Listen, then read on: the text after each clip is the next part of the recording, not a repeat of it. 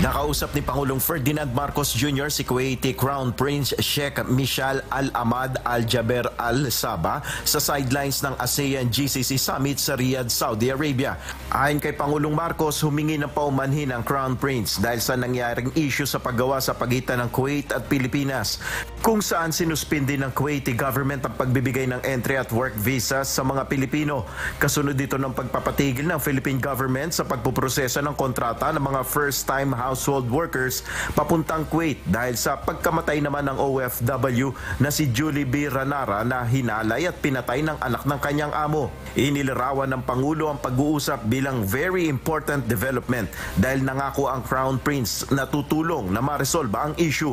I spoke to the Crown Prince and sabi niya hindi niya gusto yung nangyari between Kuwait and the Philippines, that he disagreed with what the people were doing. He says he used, do not listen to them, this comes from small people.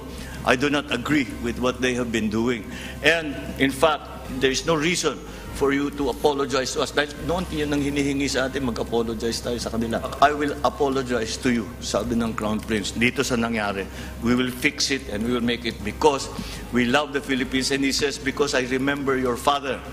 Sabi niya, he always supported Kuwait. He always supported us.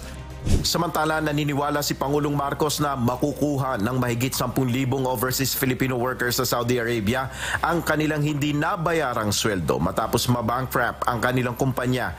Ayon sa Pangulo, ito ay kasalukuyan ng pinoproseso. Napo-process na ngayon yun.